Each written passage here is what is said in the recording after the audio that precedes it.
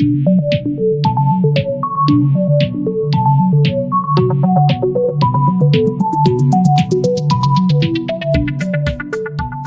of the things I did for 6 years of my life, starting about 7th grade and up through my sophomore year of college, I read the Bible through every year for 6 years. Started Genesis 1 all the way to Revelation 21 or 22. I can't remember which one the last one is. Fought through falling asleep during Leviticus and Numbers. And what it did is it gave me this broad exposure, and it's amazing to me how some of it has stuck, especially when it comes to Psalms. Psalm 23, Psalm 100, Psalm 73, Psalm 121. I lift up my eyes to the hills. From where does my help come from? My help comes from the Lord, maker of heaven and earth. Just stuff that's stuck. And I'm so thankful at such an early age, I implanted some things on I'm going to update it, on the MP3 file of my life. In the early service, I said tape recorder. And I realized, wow, I'm dating myself. And it's funny then when you're frustrated, when you're sad, when you're stressful, to put that stuff on your tape recorder early, it's those words that pop into your head, not other words that might not be as beneficial and helpful. I'm thankful, one thing in my home, that my parents and my family so early on placed good things on my MP3 file. That when frustrating things happen, when I hit my thumb with a hammer, stuff that's placed there is what comes out. So I'm going to start with Psalm 23. Easily the best known psalm. Easily the most quoted psalm. In a minute, I'm going to have you partially read it with me. But here's what Psalm 23 says. If we can put it up there. Psalm 23. The Lord is my shepherd. I shall not want. He makes me lie down in green pastures. He leads me beside still waters. He restores my soul. He leads me in right paths for his name's sake. That's what we're going to center on today. I'm going to finish it. Even though I walk through the valley of the shadow of death, I will fear no evil, for you are with me. Your rod and your staff, they comfort me. You prepare a table before me in the presence of my enemies. You anoint my head with oil, my cup overflows. Surely goodness and love will follow me all the days of my life, and I will dwell in the house of the Lord forever. One of the interesting things about probably everyone my age, but maybe specifically to me, is that if you ask me to give you scripture from memory, some of it will be NIV, some of it will be King James Version, and some of it will be this amalgam mishmash combining elements of both. Psalm 23 is one I tend to remember. If you just ask me, quote, it'll start coming out King James Version. The Lord is my shepherd. I shall not want. He maketh me to lie down in green pastures. He leadeth me beside still waters. He restoreth my soul. He guides me in paths of righteousness for his name's sake. Yea, though I walk through the valley of the shadow of death, I will fear no evil, for thou art with me. Thy rod and thy staff, they comfort me. Thou preparest a table before me in the presence of my enemies. My cup runneth over. You anoint my head with oil. Surely goodness and mercy shall follow me all the days of my life, and I shall dwell in the house of the Lord forever. There are two statements that starts off in this 23rd Psalm. The first one is this: the Lord is my shepherd. That first statement says so much more than we give it credit for. First thing, it tells me that I am not my own guide, or at least shouldn't be. The shepherd do a lot of things for the sheep. The sheep follow the shepherd.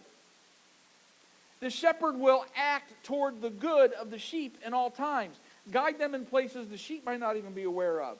Protect them from dangers that they don't even know exist. Shepherds will have a lot of tools at their disposal. Maybe a long stick, maybe a few dogs that'll nip at the heels of the ones who stray. The shepherd protects the sheep. But maybe you're like me. I don't like a shepherd. I like doing my own thing. I like calling my own shots. I like being in charge of my own schedule and my destiny. I was telling someone just this week, we're in a conversation. We were talking about vacations, because I had said I just got back from Mackinac, and the person looked at me and said, "Oh, I got the best idea for you." I said, "All right." He goes, "You have to do this." Now, I'm not putting any of this down. This is great for a zillion people. He said, "What you need to do is, you need to go on a cruise."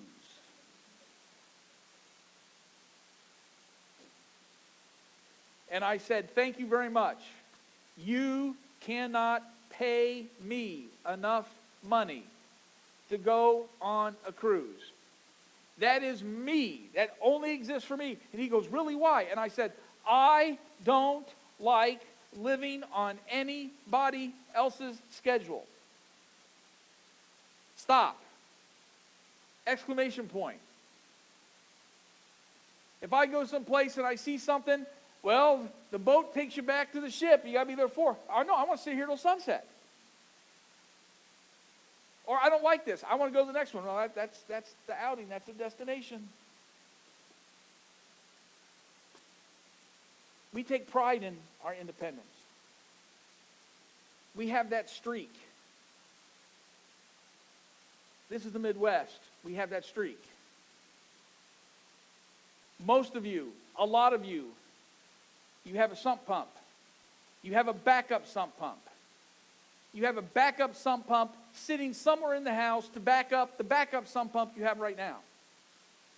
You have a generator to plug your normal sump pump into should the backup sump pump go on, because you want the generator to run in to get your regular sump pump to help your backup sump pump. You have everything you need. You got a freezer in the garage. You got 3 months of meat in the freezer. If everything goes south, you have food for 6 months. You have weapons to defend your home. Independence is a wonderful thing. Independence is also a bad thing. I come from that strand. If you talk to my mom from age 3, one of the first things out of my mouth, "I'll do it myself." My granddaughter has that exact same streak going through her. I want to claim it's from me, but it's through her dad too. And I've always been this very, very independent person. I went to college and married a very, very independent girl, which is a wonderful thing, except for those times when it isn't. We can sometimes have very radical ideas about how next to proceed with an issue. Her very independent self and my very independent self, which is often a very good thing, except for when it isn't. Independence is a wonderful thing. Except there are times we look at God and say, "Don't you dare tell me what you would have me to do. I'm fine myself. Leave me alone." The most important word in that opening statement is not "the Lord is a shepherd." The Lord is my shepherd. The possessive pronoun my. We cannot say "my shepherd" without realizing that we surrender then to the shepherd's care. We cannot say "my shepherd" without realizing that we need to let the shepherd guide us in the way that the shepherd wants to. The next part of that statement is, "I shall lack nothing." Notice it doesn't say, "There's nothing I want that you don't have," because there's some things we're just not going to have. It means anything of importance, anything that the shepherd deems vital, we have. If the Lord is my shepherd, I shall not lack anything that I really, really need. Some of the things that I want, some of the things I think I need, I don't actually need. The second the next line of this verse is even more cryptic to me. It says, "He makes me lie down in green pastures." Why he makes? This is a picture I like. This is of Rocky Mountain National Park.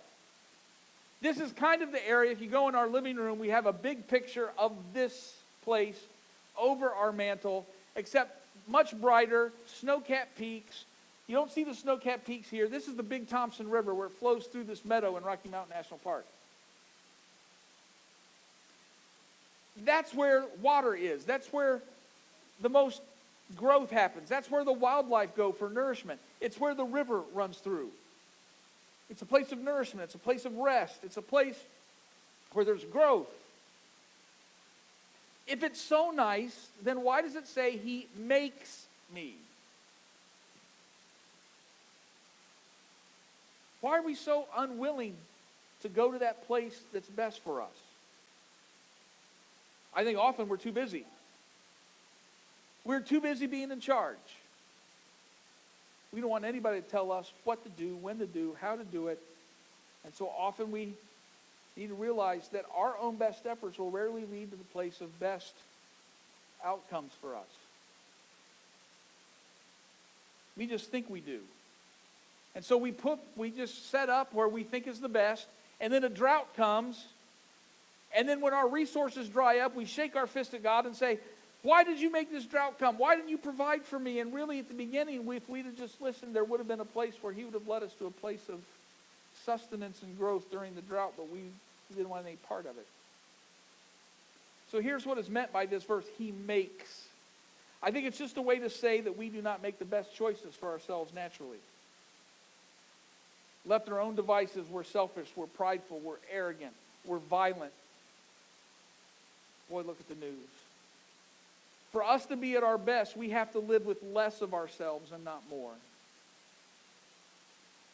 Everybody has been in a workplace or a social circle when that person comes in and just creates discord and tension, and they leave and someone says, boy, aren't they full of themselves? Because when we're full of ourselves, that's not a good thing. And it rarely leads to a good outcome. If we're going to triumph in life, if we're going to be the person that God intends us to be, we're going to have to win some battles over ourselves, not give in to ourselves. And we live in a culture right now that says, if you just authentically express that which is naturally within you, that's the best outcome of life. I don't think it is. Remember, by nature, I'm prideful and arrogant and maybe angry and violent and selfish. There's a promise here, a promise of restoration. The next verse says, he leads me beside quiet waters, where he restores my soul. I don't want quiet waters. I want fun waters. I want rapids. I want a whitewater raft down the mountainside. I want a kayak where the current is swift. Sometimes we see people, just last week we were at Mackinac Island, I was up on a cliff looking down, and there was a kayaker just rowing up the coastline. That's nice. I like a very swift-moving river where I don't have to paddle. I can just steer. I want to have fun. I maybe want to ski down the mountain. I don't want to go where it's just quiet. I want the waters where I can always do what I like.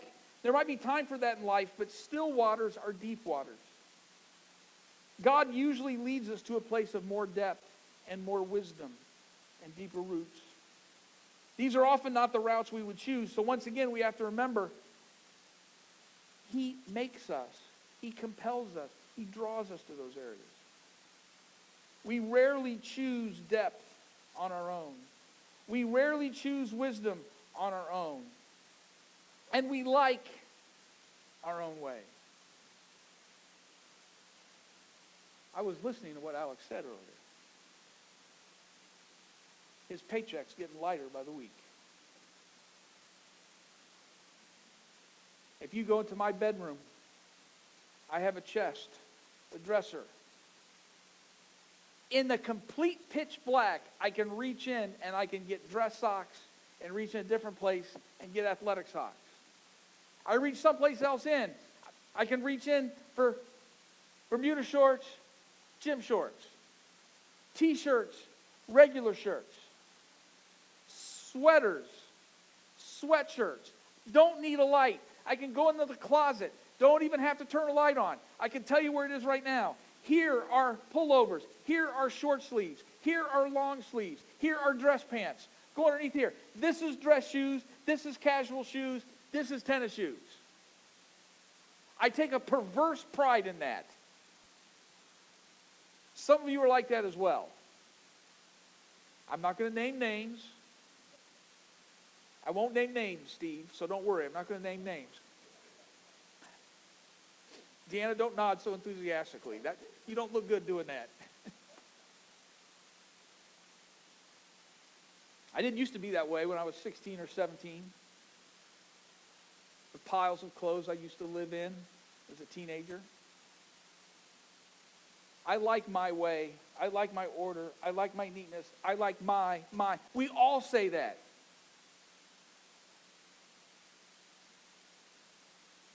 Which is why sometimes it's very tough for us to allow the shepherd to lead us towards still waters. Because we have a different agenda. We rarely choose depth on our own. We rarely choose the way of most influence on our own. I have one other bit of news, and it's often not good. The still water and the deep water is often in the valley. Because it's never on the mountainside. If you've ever been to a place on the mountainside after a rain or after a snow melt, and just look around, there'll be hundreds and hundreds of waterfalls, but that's not deep water. Sometimes in the midst of the valley when life is sometimes not how you'd like it is where we put down the deepest roots, is where we find the quietest water. It's where we get still and God leads us into places He would have us go.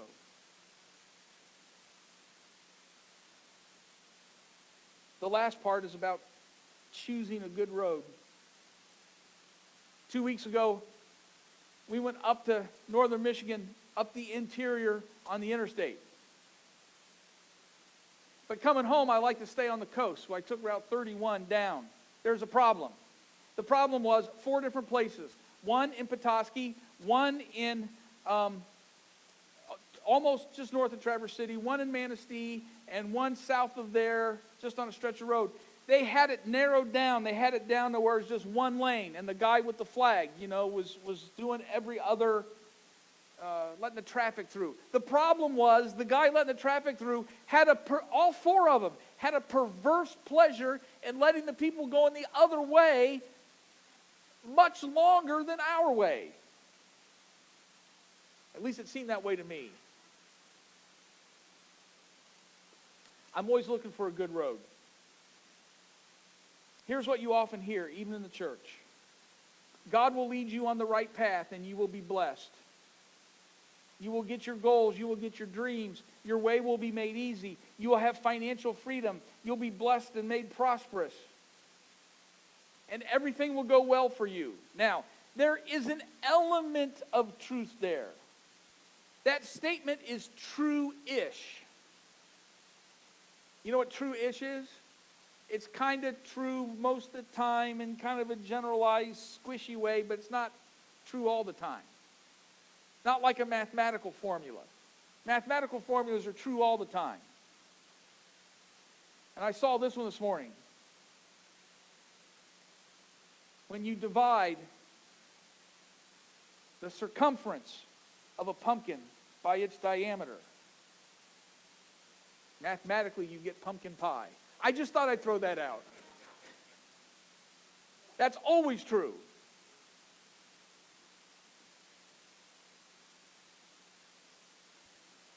Psalmist says this, He guides me in paths of righteousness for His name's sake. God does not impact me with grace just to make my life better, even though my life might get better. The road we are led toward is to benefit the reputation and work of God in the world. He leads me in paths of righteousness for His name's sake. We do not do anything so I look good. God doesn't send me grace just so I look good. God doesn't send me grace and change my life so my bank account can get better. That might happen, but that's not the ultimate goal. If I look good, well, that's nice, but it ends there. If my reputation rises, I guess that's nice too, but it kind of ends there. If God's reputation rises, then lives are changed. In the end, it matters relatively little if I prosper and if my name looks good, but it matters immensely if God's name and reputation prospers and looks good. Something that's been going on in the last 30 or 40 years that's been frustrating, especially recently to me personally, is there's a lot of people who very publicly make a big point of speaking in God's name and who are going out of their way to make God's name and reputation look very bad right now. And it's hard for us to look and say, you know, the world should do better and look better and be better. Man, I get it. But there are people who are doing it to ourselves. We need to be people who make God's reputation sterling again. We need to be his image bearers in a world that desperately, desperately needs it. We need to be a place of peace and grace and love and rest. A place where his yoke is easy and his burden is light. Once again. We forget that yes, we need to always be open for God to be our shepherd. Yes, we need to realize that sometimes God lures us in places we're not willing to go, but it's for our benefit. It's a place we find restoration.